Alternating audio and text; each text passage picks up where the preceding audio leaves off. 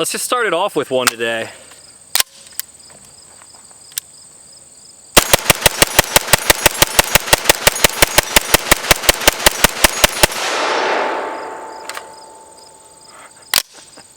Sunday GUNDAY.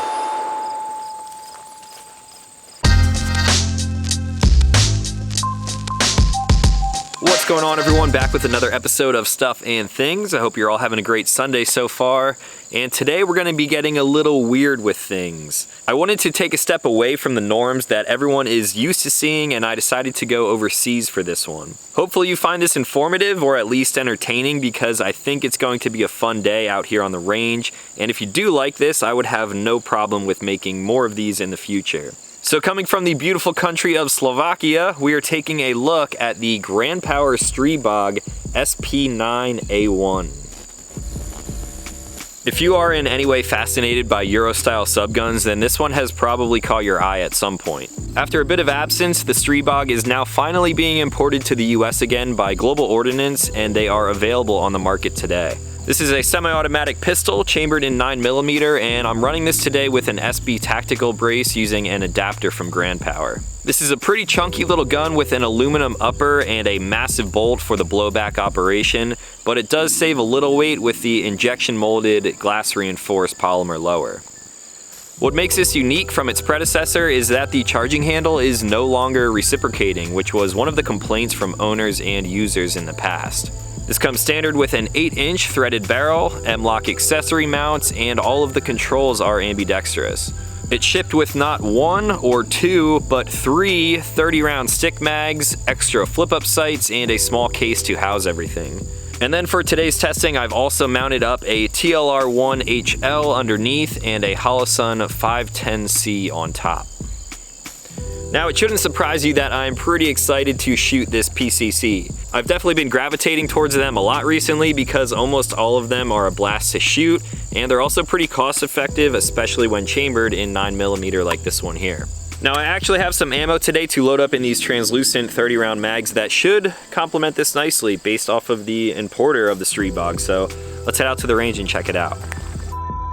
Alright guys, it is super bright out here, so I'm gonna hang back in the shade for now. What are we shooting? We're shooting canned munition today. This is also coming from Global Ordnance, the same people who are importing the Stribog. And what it is exactly what it says. It's canned ammunition. They have like nutrition facts or ammunition facts on the back here showing the case type, bullet weight, things like that. In this case, I'm shooting some 9mm 115 grain Fiocchi. This is typically what I do a lot of my testing with anyway, so it should be some pretty good ammo. Now what's cool about this is that it is actually storable ammo. They're just like cans and you can stack them up in your basement or wherever you see fit. They have a cap on top that you pop off and it's legit sealed. There is no oxygen in here. It says on the back here that the ammo could last decades if it's kept sealed, and obviously I can't really test that, but I believe it. Probably wouldn't be a bad idea to have a case of this and just kind of keep it locked away in your basement. So let's pop the top on this. It legit sounds like you're opening a beer. And there you have some 115 grain Fiocchi. So now let's load up some mags, head out into the sun, and then I will come back with a first mag impression. All right, 30-round stick mag ready to go. I already like the Ambi Controls on this thing. Gonna need to crank the brightness on this Holosun right now. Let's do it.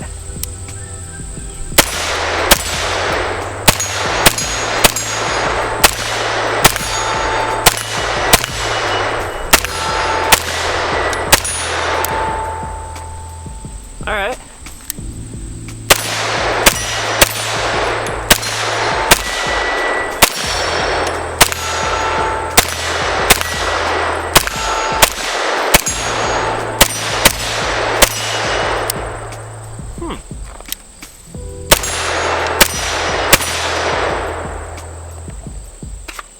All right. Alright guys, back for my first mag impression with the Grand Power Stribog. I will start from the top down with the sights. I opted for the Holosun 510C on this one. I think it fits it pretty well. It looks good in my opinion. And I've already done a full review on this optic, so if you want to check that out, I'll leave a link for it right up here. The reason why I put this red dot on here is because these backup sights are exactly what they are. They're backup sights. It even says in the manual that these things are really like not to be used unless your optic goes down.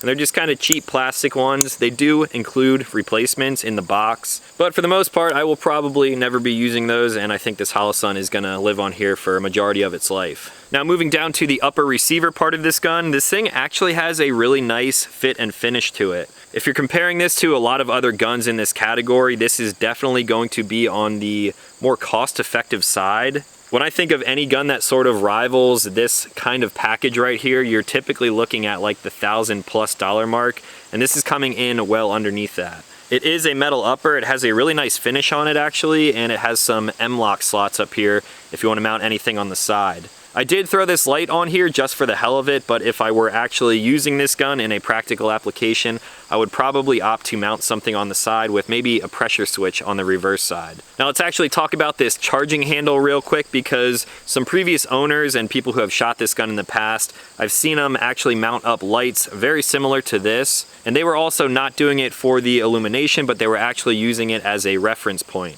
One of the main complaints on the older model is that this charging handle would reciprocate, and since there is not a whole lot of room to put your hand up here, you're kind of forced to grab the mag well and then just keep your thumb down and out of the way. When that thing did reciprocate like it used to, people would kind of keep a light up here just to kind of keep that in mind, that you got to keep your thumb down and away from that, because that is going to be slamming back into your hand. On this new version, doesn't really matter because this thing no longer reciprocates, which is definitely a really nice touch. Some people will say that they like reciprocating charging handles like on the SCAR 17S that I reviewed a little while ago. It makes it easier to diagnose and troubleshoot issues that you're having with the gun, but for the most part, I'm gonna be out here shooting for fun, like I always do every single Sunday, so as long as that is not reciprocating, I'm cool with it. Now we'll move down to the controls. Like I mentioned, I am definitely a fan of how everything on here is Ambi. If I lock the bolt back, my fingers are pretty long and I can actually reach this bolt release right here with my trigger finger. Or if the bolt is locked back and I'm slamming in a new mag, I can come up here with my thumb. It's hard with the follower in there. And I can drop the bolt just like that. The mag release is also ambidextrous, but for you left-handed shooters out there, you actually have a little bit of an advantage because this is extended back a little bit further on the lower receiver. And with the way the paddle is, it sort of rocks and gives you a little bit more leverage to push on that and take the mag out. Personally, if I was doing some quick mag changes, I would actually take advantage of that and come up here with my left hand, strip that magazine out, and then throw a new one in really quickly. So that's nice, making it accommodating for all different shooters, both righties and lefties. And then of course you have the safety selector. This is also kind of plasticky feeling like the rest of the lower, but overall it still has a nice finish to it. When I first saw this thing online, I didn't really know a whole lot about it, and I thought with the price, the quality might be a little bit on the bad side, but I'm happily surprised that it is not. As far as the ergos go, this thing would typically not ship with an SB tactical brace. Like I mentioned, I do have the adapter on here, and this thing does fold to the side. So here is the package in all of its tiny little glory. If you're looking for something like a PDW, this thing would definitely fit a roll like that. I actually brought this up to the range here today in my Vertex EDC bag. This SB tactical brace is also nice and slim, so you're really not making the thing that much wider. And then I simply flick it out and it is ready to go whenever you need it.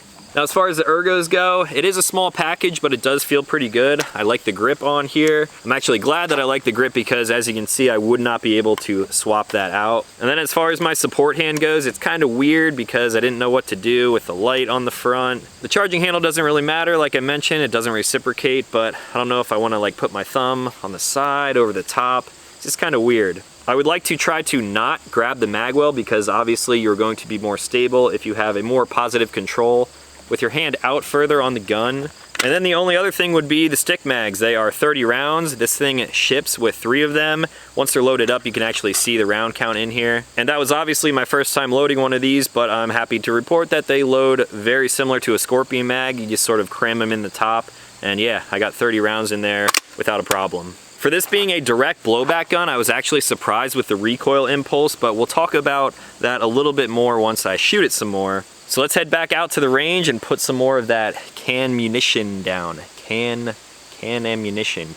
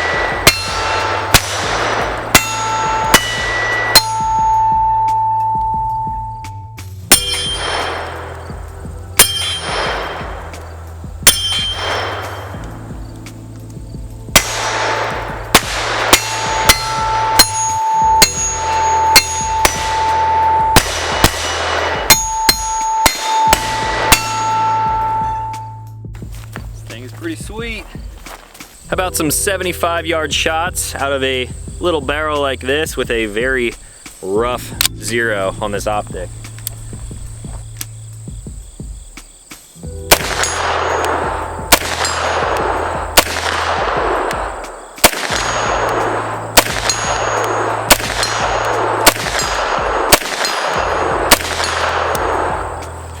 I'd say that's pretty damn good. Now, as far back as I can possibly go from 100 yards.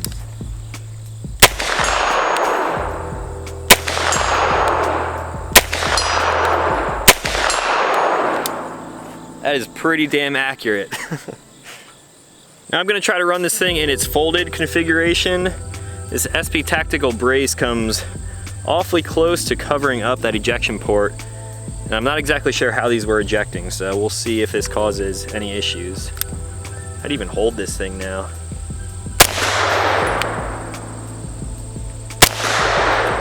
Oh, they're coming out way over top of that. Except I can barely hit anything now.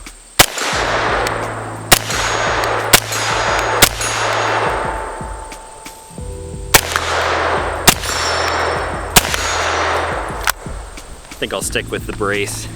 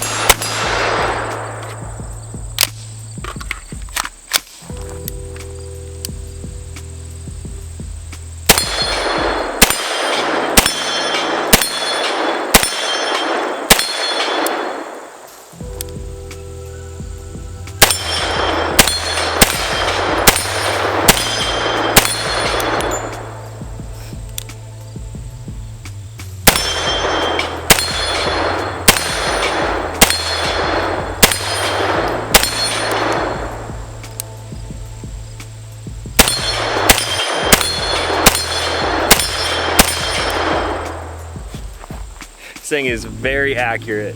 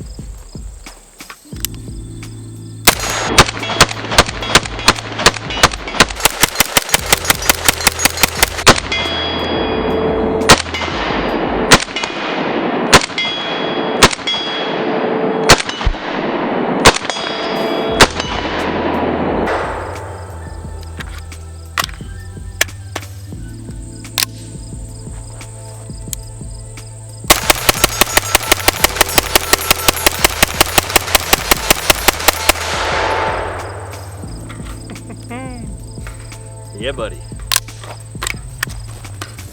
All right, guys, back for some of my final thoughts on the Grand Power Stribog. Before we talk about the gun, though, I kind of want to talk about this cam munition again. At first, I thought this was kind of like a novelty, but I am actually kind of a fan of this. I really do like the idea that there's no oxygen in here and it's like super clean ammo. There's something about the sensation of popping the top of one of these and having super clean ammo, which was very accurate out of this gun.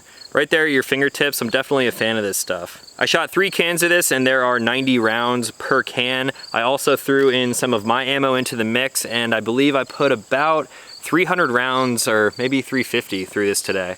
Now, I didn't necessarily have low expectations for this gun. I just kind of like wasn't sure what to expect, and it has simply like blown over any expectation that I had set in place for it. This thing was super fun to shoot. It was very accurate, even out at a pretty good distance there, and overall it's a solid package. I'm actually really surprised. Again, sort of reiterating myself here, I'm definitely a big fan of the Ambi Controls on here. That left-sided mag button that actually came in handy there when I did one reload. These magazines aren't the greatest. I'm not a huge fan of the design. They sort of got stuck a little bit. See, they don't really drop free. But like I mentioned, as soon as it didn't drop free, I came up here with my support hand, hit that button, and I was able to pull that thing out of there. I really like that I can drop the bolt with my trigger finger. That's probably not going to be the case for everyone. Like I mentioned, I have pretty long fingers, but yeah, I definitely like that feature. And then the safety is nice too, because I can put that back on safe with my trigger finger as well. Actually, another thing that I noticed during the reloads too is how flared this mag well is. You can definitely slam mags in there really easily. All of this is polymer, so it might get chewed up over time, but you can definitely slam mags home with ease. And now let's move on to the trigger. This is one thing that I'm not like super stoked on, but for what it is, it's really not that bad. So the Stribog has a curved trigger shoe and a single stage trigger. It's a pretty heavy trigger, so I'll put my finger on there. There's a little bit of like a polymer sort of creep or like a crack. You can tell that the plastic is kind of like close together and it's not completely smooth. So there is that tiny bit of take up, and then you get that break. The reset, nothing really to write home about. You can feel it, you can hear it. And then there's that little bit of polymer feeling before the break again. Now, one gun that I would definitely compare this trigger to would be something like the CZ Scorpion. In the video that I've done on mine, I hated the Scorpion trigger and I ended up swapping it out for a metal trigger shoe, flat face, and it kind of lightened it up and made it a lot more shootable. This is similar to that upgraded trigger in the field department. Of course, it is still like plasticky. That does of course have to do with the polymer lower, but that first like initial take up, which kind of really shouldn't be there, you can hear it and you can feel it, and you really only feel it when you're shooting, trying to be very accurate out at distances. Now when I'm cranking out one of these 30-round magazines and I'm up into closer proximity with the target, you really don't notice that at all. I would say this is definitely a combat effective trigger, and I could see European departments using this in a bunch of different roles, similar to something like an MP5. This thing is super small. I'm not gonna say lightweight because it's definitely not the lightest thing in the world, but you got a lot of capacity there. It ran reliably for my testing today. You could configure this in a few different ways. Maybe you want to run it like this without a brace. Maybe you want to put like a legit stock on it. You got a ton of Picatinny rail space up here for whatever optic you might want to run. And then of course you have the M-lock on each side if you want to put another light, something like that. And then even a little bit of a rail on the bottom. The barrel is of course threaded, so you could throw a suppressor on here, and if I had to guess, I would say that this thing probably suppresses pretty well. Since it is a direct blowback, it will probably make it pretty dirty pretty quickly, but after 300 rounds, this thing is actually looking fairly clean on the inside. So I think that about covers my initial thoughts on the Stribog. If you guys have any questions, let me know in the comments down below. This thing will now be in the mix with my Vector and my Scorpion and my Banshees and all of those pistol caliber carbines that are a blast to shoot. These are definitely some of my favorite guns to bring out on the range. Now I got another one to add to that collection. So if you guys are new to this channel, consider clicking subscribe because I make new videos every week. That is going to be all for today. So as always, thank you for watching, and I'll talk to you in the next one.